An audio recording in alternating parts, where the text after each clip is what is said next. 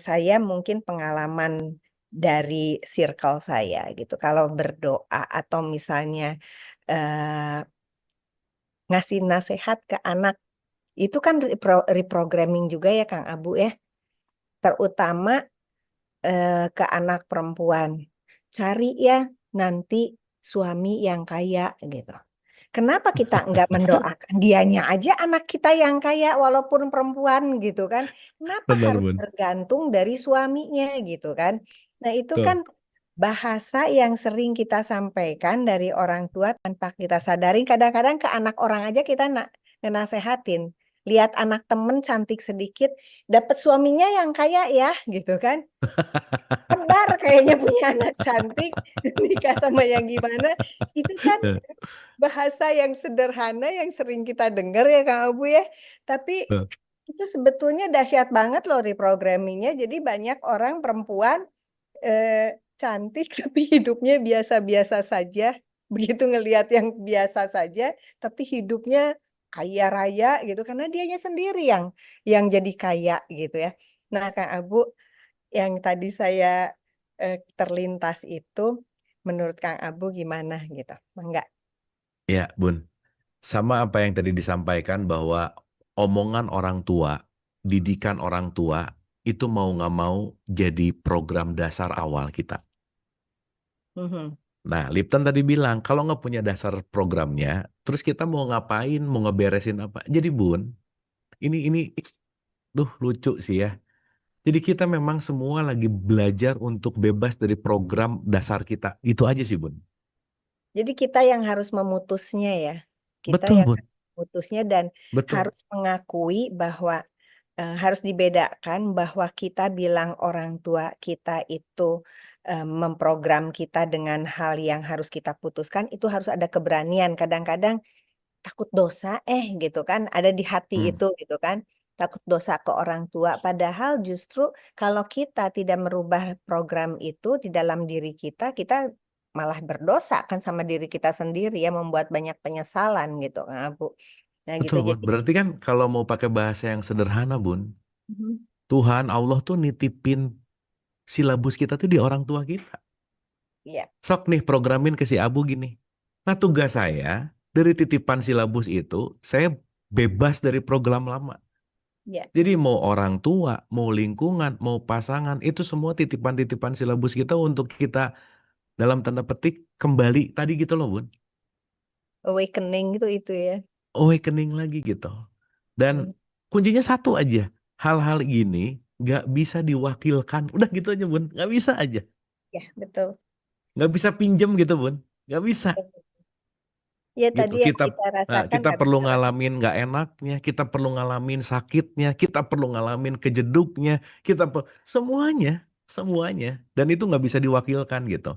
Nah makanya kenapa tadi kita bisa apa namanya kita menyerahkan sama-sama, gimana ya bahasanya ya, menyerahlah pada kenyataan gitu Bun. Udah nyerah aja urusan itu menyerah aja udah nggak bisa menang gitu kita gitu gitu Nampi Bun. aja ya. Nampi bener. Jadi kalau orang Jawa bilang nerimo teh dalam banget loh Bun. Udah Betul. terimo, nerimo, nerimo itu kan bukan bukan cuek gitu. Tapi konteksnya lebih ke ya realitas yang ada, seapa adanya aku terima gitu. Itu sih poinnya. Jadi karena itu kuncinya untuk ikhlas juga kan kita acceptance ya. Jadi itu yang nerima itu tidak ikhlas itu tidak datang begitu aja ya Kak Abu. Oh nggak, ikhlas itu tidak dianugerahkan Bun, Ya, dilatih. dilatih. Tapi dengan latihan yang 5 kali sehari atau latihan dengan yang barusan saja Kang Abu sampaikan itu memang tidak bisa diwakilkan. Itu tadi saya baca banyak sekali yang merasa, lega ya, lega ya. Nah harusnya sesudah 5 kali itu sholat itu harusnya lega, lega, Gini, lega, lega, lega gitu kan ya. iya, bener. Kenapa coba Lega. teman-teman boleh kok sambil komen ya. Tadi ada yang ngerasa lebih lepas atau lebih lega, nggak boleh di komen. Kenapa coba bisa ngerasa kayak gitu? Karena pagi hari ini kita kumpul pertama, nggak ada ketakutan, nggak ada keharusan, nggak ada keterpaksaan dengan sukacita dan gembira dan bahagia, Bun. Tuh. Nah, alam bawah sadar dalam tradisi Islam kalau sholat, nggak ada bahagianya biasanya, tapi takut. Iya. gitu. Jadi begitu dengar azan tuh karena udah ada program dari orang tua, dari siapa bahwa kalau ini dosa. Jadi program lamanya tuh emang sholat ini tuh menggugurkan supaya saya nggak masuk neraka gitu. Itu mau gimana pun program kecil itu nggak bisa hilang 100% gitu. Makanya perlu dilatih gitu kira-kira Bun. Iya. Betul, jadi dulu juga kita nggak ada yang salah juga ya Kak Abu, karena ternyata begitu sekarang kita alami malah kita berterima kasih digebrak-gebrak gitu kan ya. Walaupun Betul, kita digebrak-gebrak, betul, ih untung banget karena ada orang itu kan yang seneng digebrak, seneng ditantang, seneng seneng dapet challenging gitu kan. betul, Ada juga betul, orang yang harus dipaksa gitu kan. Jadi orang tua kita memprogram kita ini, oh kata Allah nih, ini anaknya harus dipaksa nih gitu kan, harus digebrak nih gitu.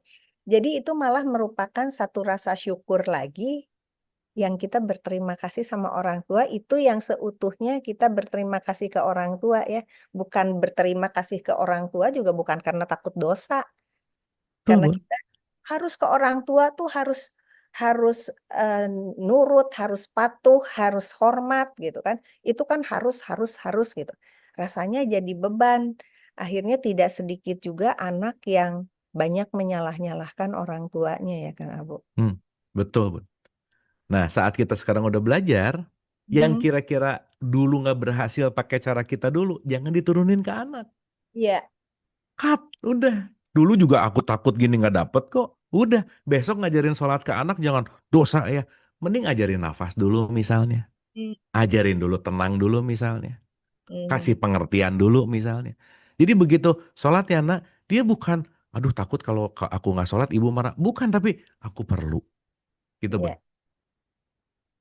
Terus Gitu intinya. ujung-ujungnya jadi cinta ya Kang Abu ya? Waduh Bun, kalau udah tadi pakai yang namanya cinta mah nggak ada yang berat Bun. Mhm. Ujung-ujungnya Gitu. jadi cinta.